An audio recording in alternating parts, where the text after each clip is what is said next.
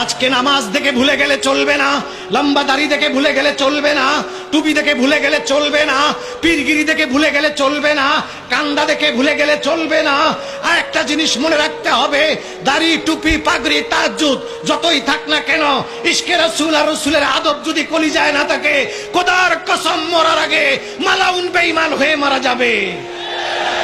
আর যেই ব্যক্তির কলিজায় হুব্বে রাসূল আছে, যেই ব্যক্তির কলিজায় নবী পাকের আদব আছে, আজকে সে মদখোর থাকতে পারে, আজকে সে পাপাচার থাকতে পারে, কিন্তু আল্লাহর নবীর বদৌলতে, নবীর ইশকের বদৌলতে মৃত্যুর আগে আল্লাহ তাকে জান্নাতি বানাইয়া কবরে নেবেন। লক্ষ লক্ষ প্রমাণ পৃথিবীতে রয়ে গেছে। পৃথিবীর শ্রেষ্ঠ আলেম, পৃথিবীর সবচাইতে বড় আলেম, পৃথিবীর 700 কোটি মানুষের শ্রেষ্ঠ জ্ঞানী ব্যক্তি, আলেম ব্যক্তি, তার ভিতরে যদি আমার নবীর প্রেম না থাকে, তার ভিতরে যদি নবীর আদব না থাকে, আমি তাকে আমার পায়ের জুতার সুতলা মনে করি, এর বেশি মনে করতে পারি না। রাস্তার মুচি, রাস্তার চামার, রাস্তার একটা সুইপার যদি তার কলিজায় নবীর প্রেম থাকে, নবীর আদব থাকে, আমি আমার মাথার তাজ তাকে আমি মনে করি। সুতরাং এর ঊর্ধ্বে আমি যেতে পারবো না। সৌদি আরবের দরকার নাই, মক্কার দরকার নাই, মদিনার দরকার নাই, মদিনাওয়ালা মক্কাওয়ালার দরকার আমার। তার কাছে আমি থাকতে চাই। বেহেশতের দরকার নাই, জাহান্নাম থেকে বাঁচতে চাই না, আমি বাঁচতে চাই মরার পরে আমার কবর হবে আমার নবীর কদমের তলে।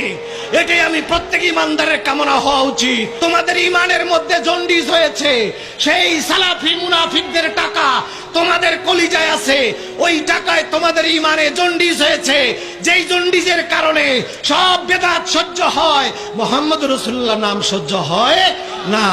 সুতরাং তাদের সাথে আমাদের সখ্যতা হতে পারে না। হিন্দুর জন্য হেদায়েতের দরজা খোলা আছে, কাফেরের জন্য হেদায়েতের দরজা খোলা আছে, ইহুদির জন্য হেদায়েতের দরজা খোলা আছে। তাদেরকে হাসি মুখে আমরা কথা বলতে পারি, আশা করতে পারি তারা হেদায়েত হবে। কিন্তু গোলাম যারা গুস্তাখে মুস্তাফা নবী পাকের সঙ্গে যারা একবার বেয়াদবি করেছে, আল্লাহ তাদের হেদায়েতের দরজা কপাট কিয়ামত পর্যন্ত বন্ধ করে দিয়েছেন। তারা কোনোদিন হেদায়েত হতে পারে না।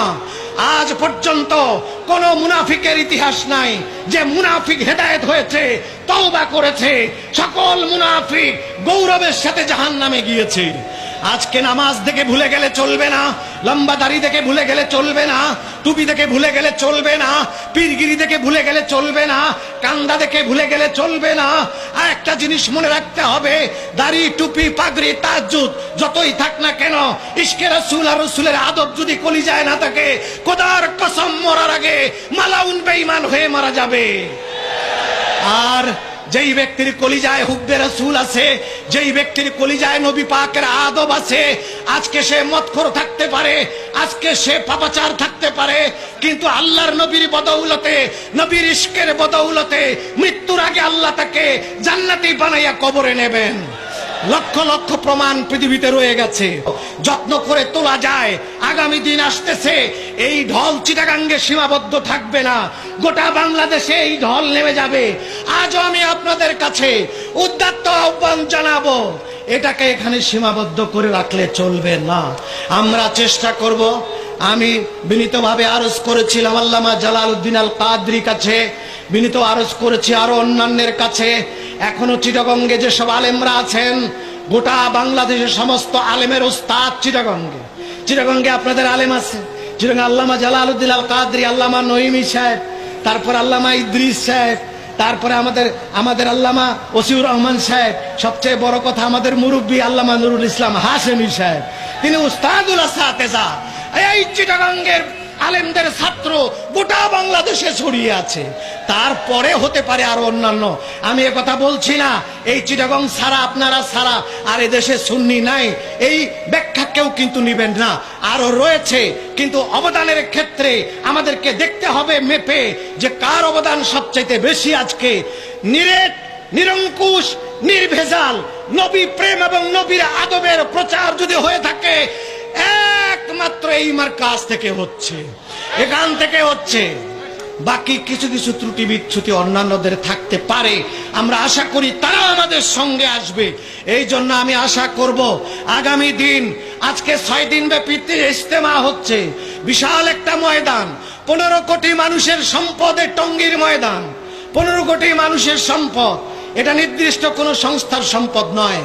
আমরা যদি দেখাতে পারি, আমরা যদি 2 লক্ষ 3 লক্ষ মানুষ ঢাকায় গিয়ে যদি দেখাতে পারি, তাহলে সরকার মহোদয়কে বলতে পারবো আমাদের জায়গার অভাবে আমরা বসতে পারি না, আমাদেরকে একটু জায়গা দেন, ওই টুঙ্গির ইজতেমায় 3 দিন আমাদেরকেও দেন। তখন সরকার আমাদেরকে মেনে নিবে। এই দাবি মেনে নিতে সরকার বাধ্য। যৌক্তিক দাবি কেন মেনে নেবে না?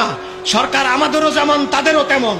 সুতরাং আমরা যদি যৌক্তিক দাবি করি, আমরা যদি সঠিকভাবে জিনিসটা উপস্থাপন করতে পারি, তাহলে এই টঙ্গীর ময়দানে এই রকম 50 গুণ মানুষ আমরা চিটাগং থেকে নিজেরা ইচ্ছা করে সেখানে চলে যাব।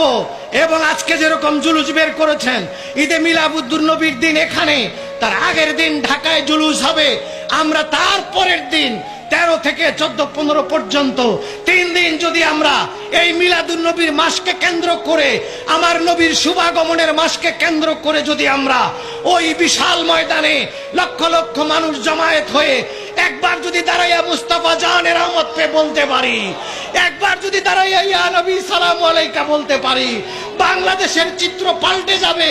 দয়াল নবী খুশি হয়ে যাবেন এবং ওই ময়দান খুশি হবে। যে ময়দান হাজার হাজার, যে ময়দান আজকে 50 বছর ধরে যে ময়দানে একবার দরুদ পড়া হয় নাই, যে ময়দানে ইয়া নবী সালাম আলাইকা বলা হয় নাই, ওই মাটির ময়দান কাঁদছে। আমরা রসুলের গোলামরা যদি সেখানে দাঁড়িয়ে একটু সালাম করতে পারি, সে ময়দান জাগ্রত হয়ে উঠবে। ময়দান কিয়ামতের দিন আমাদের জন্য শান্তির নীড় হয়ে যাবে। আমি আশা করি সেই দিনের অপেক্ষায় রইলাম। আমরা প্রাণ চেষ্টা করছি, সকল যত দরবার সমমনা দরবার আছে, সব পীর যার যার, দরবার যার যার, কিন্তু আমার নবীর প্রেম সবার।